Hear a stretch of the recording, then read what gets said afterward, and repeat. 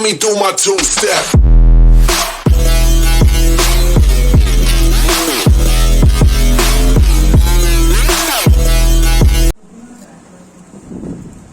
So good morning everyone. So today we are going to discuss the basic differentiation rules, specifically the chain rule. So ang chain rule is somewhat related to composition of functions. So when we say composition of functions, it is a function inside of a function. So suppose we have two functions, f of x and g of x, and they are both differentiable. Okay? So, pwede siya ma-differentiate. So what are we going to do is, if you define f of x is equal to f of g of x, then the derivative of f of x is f prime x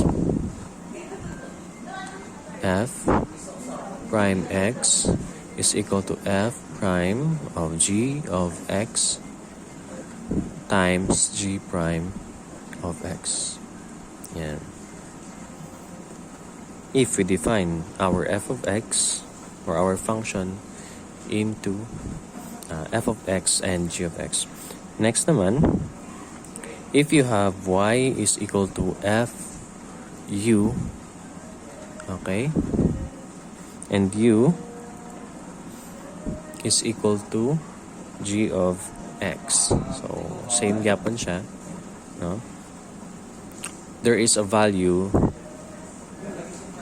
of your u. Okay, merong value yung u nyo, which is g of x.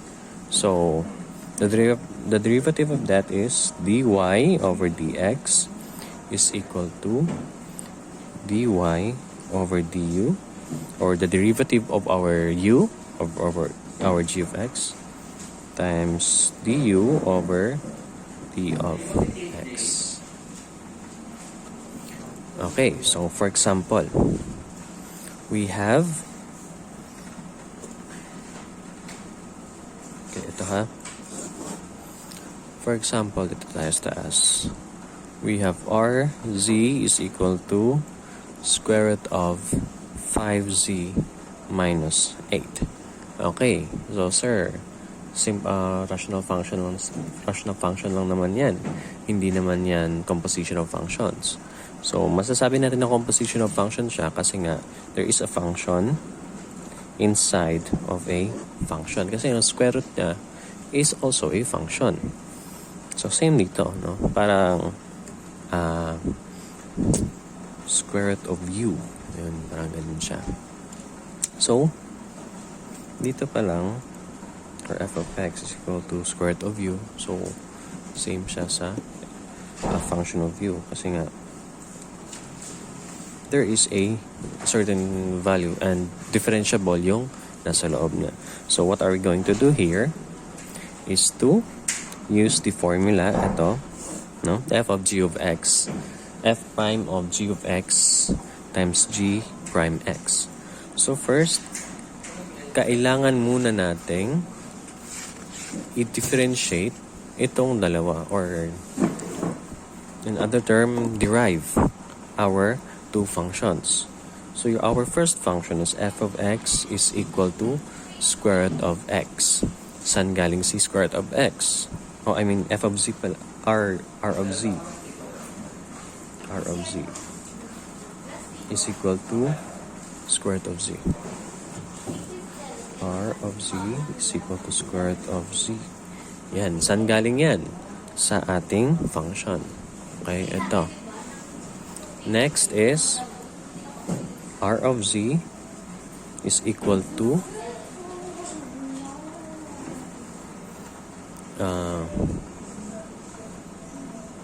5z minus 8.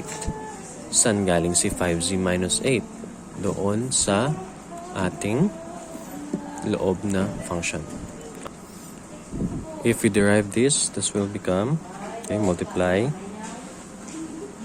1/2 times z raised to 1/2 minus 1. Okay? And then, magiging 1/2 minus 1, that will become negative 1/2. So, z is equal to negative 1/2 over 2.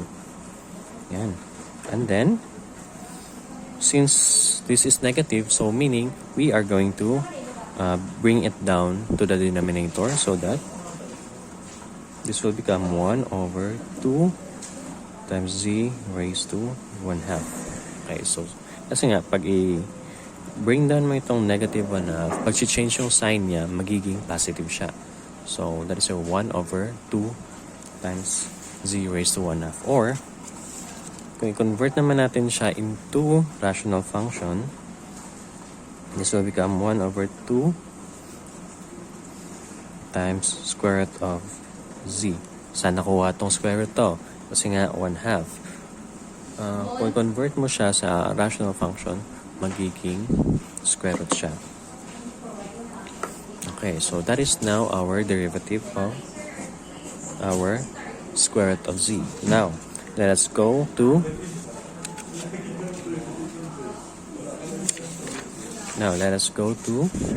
r is equal to r of z is equal to our next is 5z minus 8. So simply, we are going to use the basic differentiation for rules. So since pwede natin gawin tong sum and difference rule, so kunin muna natin yung difference ng dalawang terms. So first term and the second term. Kunin muna natin yung differentiation niya or the derivative of the first term and the second term. So sa first term, the derivative of our first term is 5. Bakit? Kasi nga magma-minus 1 ka dito, maka-cancel to. Ang z natin maka-cancel. So we have 5 minus 8. And I'm sorry, i-derive muna natin pala to.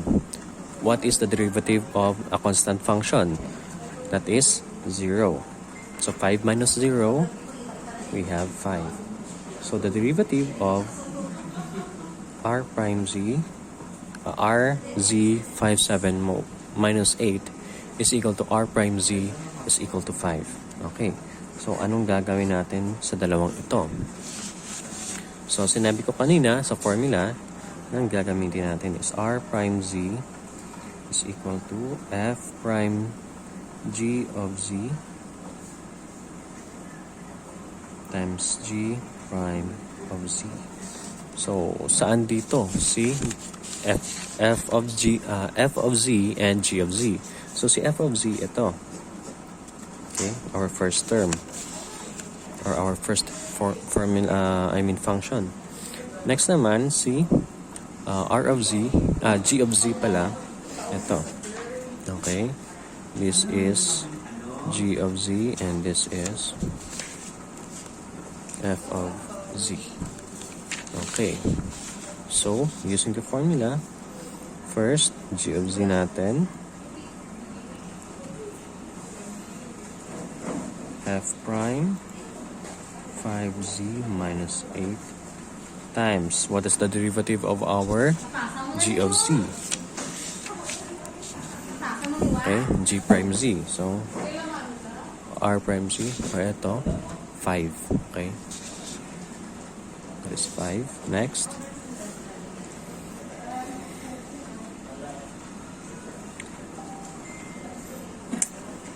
So, what are we going to do here?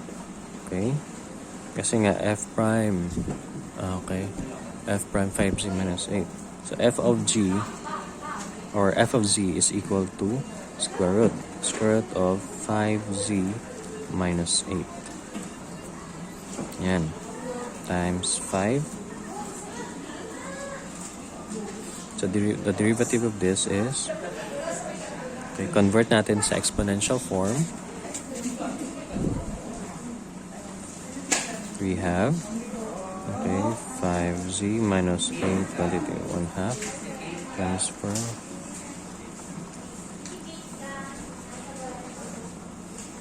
Hi, Casey. Okay, so what are we going to do here is to simplify. Okay, minus 1. So magiging negative din ito. So this will become 5z minus 8. Z1 over 2 times 5z minus 8 raised to 1/2 times 5. So that is equal to, multiply na natin 5 over 2 square root of 5z minus 8. So this is now our derivative, or dy over dx. That is now our derivative, our chain rule. Okay. Next.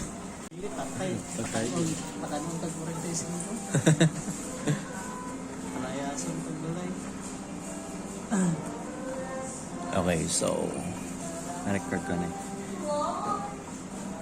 another example is y is equal to 5x minus 8 raised to 4.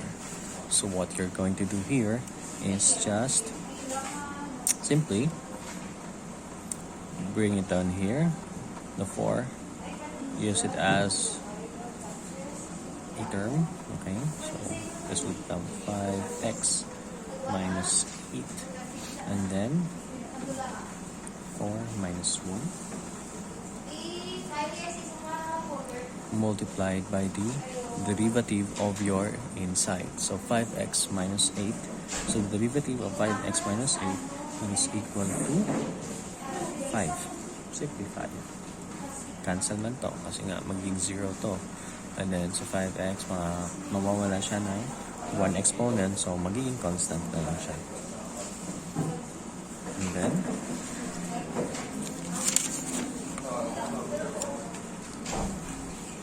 so, hanapin natin yung derivative nito.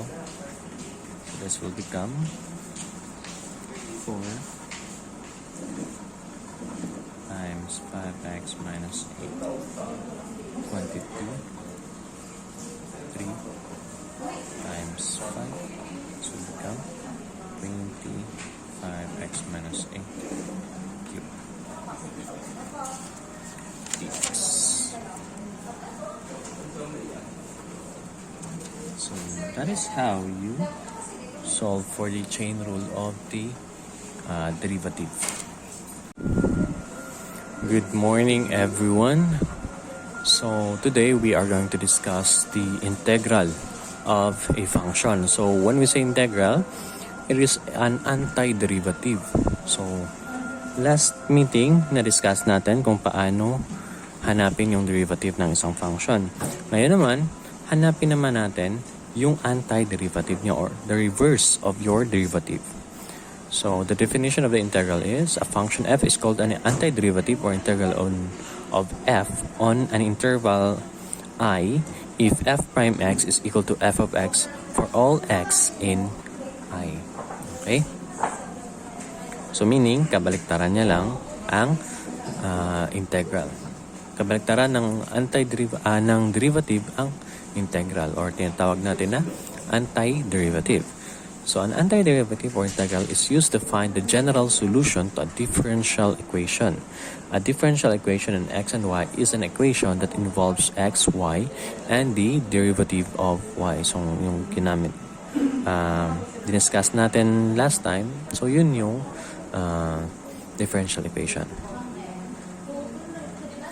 So ano pa ba yung integration? So it is a process of anti-differentiation. It's often called integration. So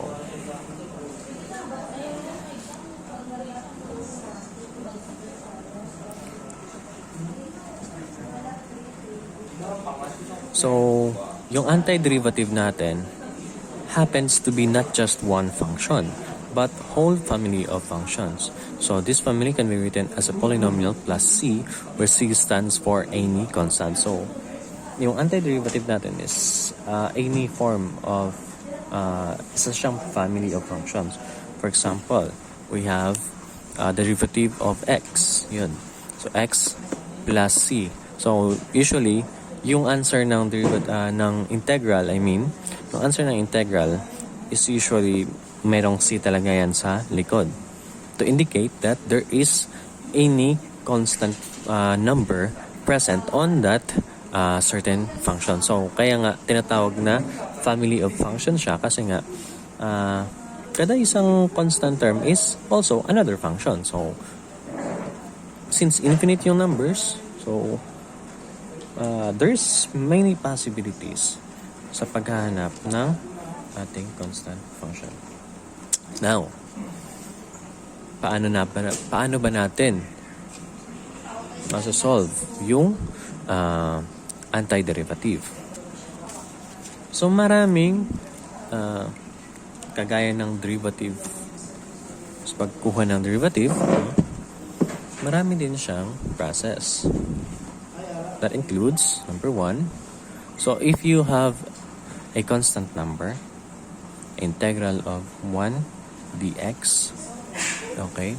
So, yung major role kasi ng antiderivative is nag-a-add siya ng isang term or nag-a-add ng isang exponent sa iyong function. So, for example, meron kang constant term, 1. And then, if you integrate it, you will just add one exponent. So, possibly, itong 1 na to is madadagdagan ng isang term or madadagdagan ng isang variable. So, magiging x na lang siya. Okay? X, and then makakancel tong dx. Ang may iwan is plus c. Okay? Magdadagdag ka ng c sa likuran. So, that is the final form of your exponent. Integration, So, the constant term, magiging isang variable na lang, variable x. Next, number 2. For example, okay. What if variable naman? X dx. Okay, for example, x dx.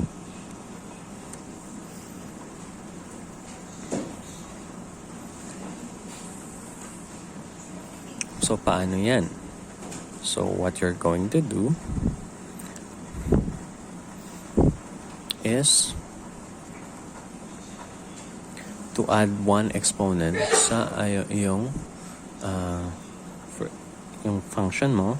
Okay, so magiging x 1 plus 1 over kung ano yung n mo dito, yan yun din yung ilalagay dito. Yung n natin is dito sa taas. So 1 over 1. So that is equal to x squared over 2 plus c. Yan. That is now our kapag constant term. Constant multiple siya. Isang variable lang. Next, what about x squared dx? So, same process pa din, no? The formula here is x raised to n plus 1 over n plus 1 plus c, where your n is not equal to 1. Okay? So, for example, x squared. So, using the formula, x, yung n natin, makikita natin sa exponent. So, x raised to 2 plus 1 over 2 plus 1 plus c.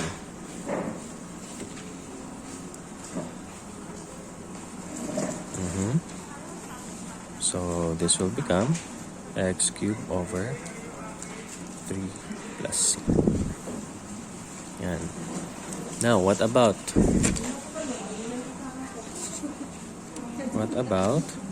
so number 4, integral of 3x squared dx. Anong gagawin natin? So, simply gamitan natin ng constant multiple rule.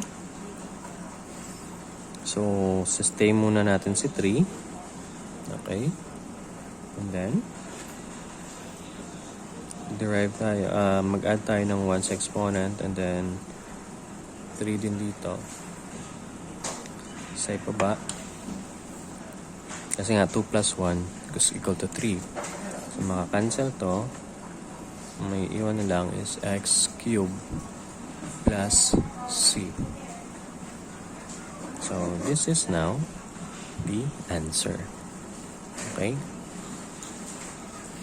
Now, sir, paano naman kapag trigonometric function naman yung given?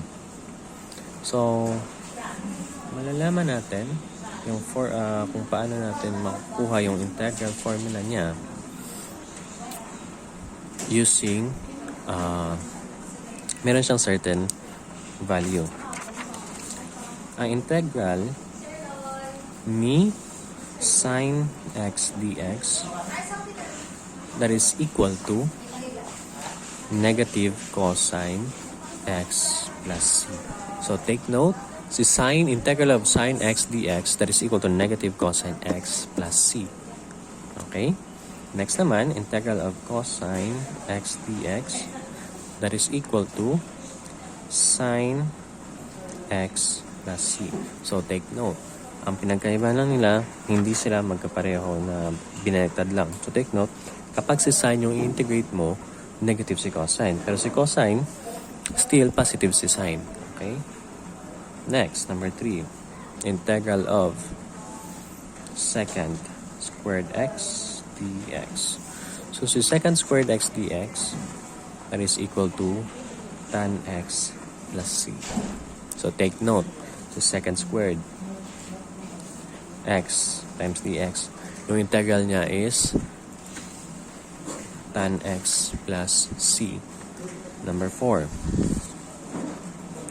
Si cosecant naman, integral of cosecant squared x dx that is equal to negative cotangent x plus c.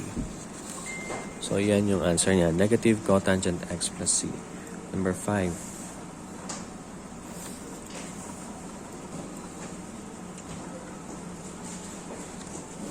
Integral naman ni secant x times tangent x dx that is equal to secant x plus c. So yung integral ni secant x times tan x that is equal to secant x plus c. Yan yung integral niya. And then number 6 naman is cosecant x times cotangent naman of dx that is equal to negative cosecant x plus c. Yan. So that is our 6 basic trigonometric function, the integral of our 6 basic trigonometric function. So napansin nyo, hindi hinanap dito yung secant or tawag na to kung anong value niya talaga. So dito siya makikita yung ating 6 trigonometric function na constant sa integral na mismo. So bali, this will become a simplified form of your yan. Para medyo mas madali na lang.